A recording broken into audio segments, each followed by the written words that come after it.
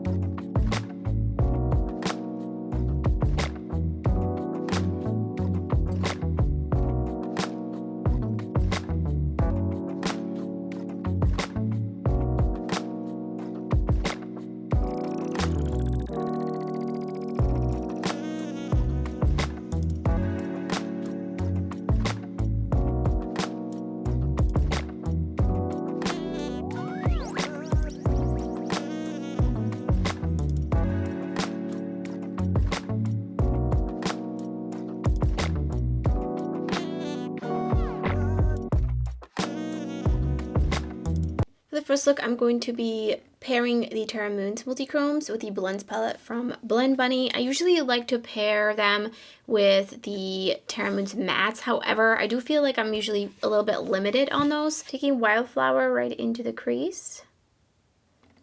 This is going to be a more orangey, reddish look, while the next one is going to be a little bit similar as well. I usually like to use a couple of different colors, but it's hard with multichromes because you really want to do just really one at a time to really give it its moment. But in this case, there's 7 multichromes and I can't just possibly try on 7 multichromes. And then I'm going in with Bailey just like right in the crease. Just a little bit, just a tad. I feel like this brush is a little bit scratchy. This is from Glam Shop and I feel like it's actually like so scratchy. It's wiping off the shadows. So I'm gonna switch out my brush. I think that's actually a lot better.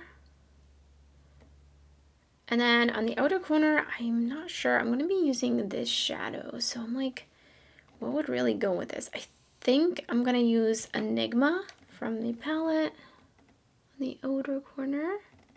And then I'm just going to deepen it up a little bit with the black shadow. I'm just blending out this outer corner. And then I'm going to take a clean brush and some setting powder and just go over the edges of all of that. And then taking a little bit of Nevermore on this brush, I'm just going to lightly tap it on into the outer corner. I feel like I need something a little bit more to kind of pack it on, so I'm going to use the B2 brush from Blend Bunny. That definitely is a lot better. That one was way too bendy. And then I'm gonna wipe off this brush I was using previously and a little bit of barley. Just go back in and really make sure that's nice and blended. Going in with this BH Cosmetics Base Booster Glitter and Shadow Glue. I don't have the NYX glitter primer anymore, and I feel like the Fair Name Pixie Epoxy is not really going to work that well because these shadows are on the flaky side. And I'm just going to use the same brush and I'm going into Pollux.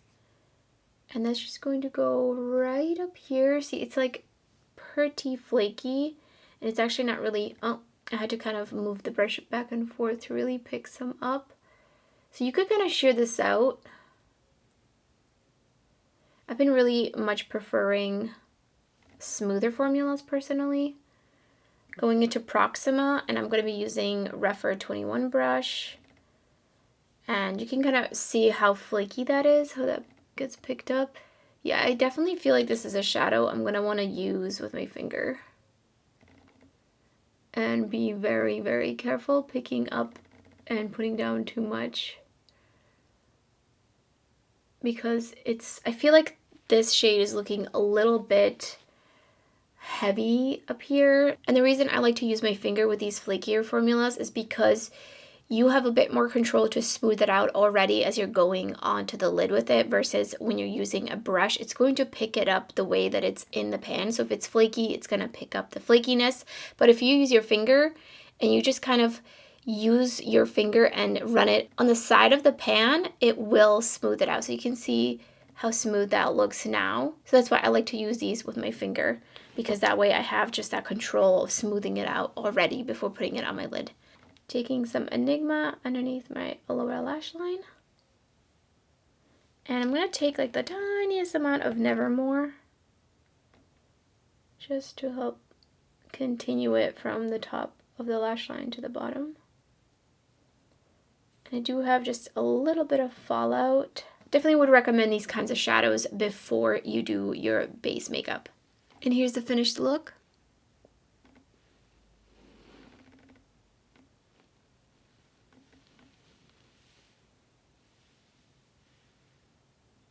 Onto the second look, I'm going to be dipping into the Blend Bunny Primal palette, and I'm going to be using basically the pinks on this side, or this column, going in with Nectar right into the crease. And I'm taking it all the way down here into the outer corner, and then I'm taking Lethal. I'm just going to deepen it up out here in the outer corner. First packing it on with the B2 brush from Blend Bunny. And then I'm going to go back to the other brush. Then I'm going to pick a little bit up with the other brush, the larger blending brush, and just help blend that out here in the outer corner. And then I'm going to go back in with a little bit of Nectar above it. Going back in with Lethal. Just a little bit more out here. And then back to the blending brush. Taking Serpents, and I'm going to put that underneath my lower lash line. And this one's not really as flaky, it's just a little bit flaky, so I'm just going to spray it with some water just to help it adhere underneath my lower lash line.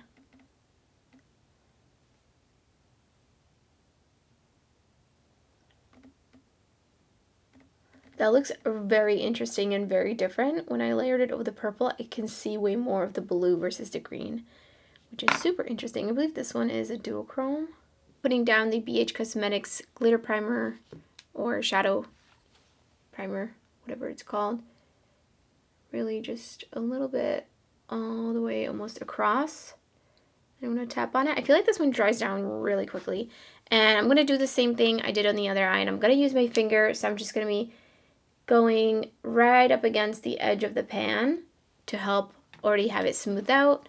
And then I'm using my pinky so I have a little bit more control. Even now I feel like it's coming on a little bit chunky. I mean, these are like not for the faint of heart for sure. You really gotta love your super sparkly textured shadows. And I think if you didn't use a glitter primer, you would get a much more just like pieced out texture of this. You wouldn't really get it to be that opaque. It would be more just like sparkly. And I'm kind of swiping it up as well to just help blend it so that there's no harsh edge. And then I have a little bit of fallout. Again, definitely recommend putting these on before your base.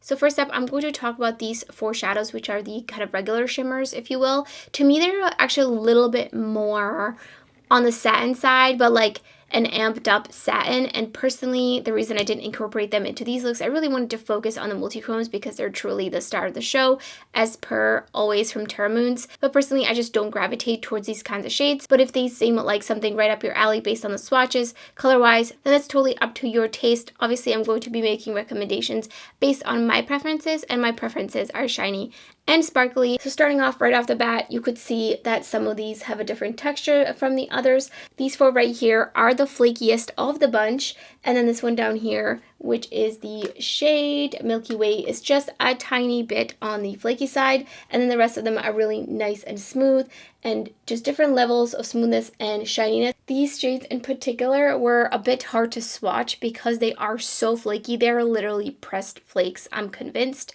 because they are just so flaky. So when you pick them up, they kind of pick up in chunks, and that is definitely not everybody's cup of tea. Personally, I don't like loose flakies. They can very easily look really textured on the lid, and I'm not really a huge fan of that, definitely, especially because I have hooded eyes. There's just folds going on, and I find it extremely unflattering when there's too much texture. So these, you have to be really careful in the way you use them if you want to ensure that there will be no skin texture accentuation. I just feel like they're a little bit on the tricky side. They definitely need some sort of a tacky primer, especially if you want them really opaque. But you could, of course, just go in with your finger and do the little trick of going against the edge of the pan just to smooth them out a little bit, and you could just tap them on, and that way you get much more of a sheer wash, because I do feel like while they look pretty kind of opaque in the pans, they are on the sheer side. So I would say my personal favorite formula is really whatever this formula right here is, because they're so smooth and sparkly and beautiful, and they are just so much easier to use. So again, it will really depend on your preference. There are definitely some shades that are quite a bit unique to my collection. Terra Moons has only been known for their more unique multichromes. So my recommendations, if you're looking for some unique kinds of multichromes, this shade right here, Winter Sun and Eris, for sure quite unique, but maybe a little bit similar. I think if you put these on the lid, they would kind of merge together. Proxima is also a little bit unique. The shade Halley's Comet right here, which is like a really beautiful blue-pink duochrome. You might already have something like this, you might not. If you don't, then this is definitely a great option if you're looking for that kind of shade. There's lots of options of similar shades from other brands, and this one you could see in the swatch comparisons. And then I do really love this shade right here, Rosette. It's just a really nice kind of almost neutral duochrome shadow, and this one definitely could be a little bit more sheer. You could pair it with some browns. So those are some of my thoughts so far, especially on the multichromes and duochrome shadows. Not really so much on these. Obviously, I didn't use these on the lid, and I will be featuring some of these other shades in some reels on Instagram, so definitely make sure you're following me on Instagram if you'd like to see some of these in action and what they look like on the lids. Let me know in the comments below which shades are your favorite, which ones are you looking to pick up. I would love to know, and if you enjoyed the video, don't forget to give it a thumbs up, and thank you so much for watching. I hope to see you next time.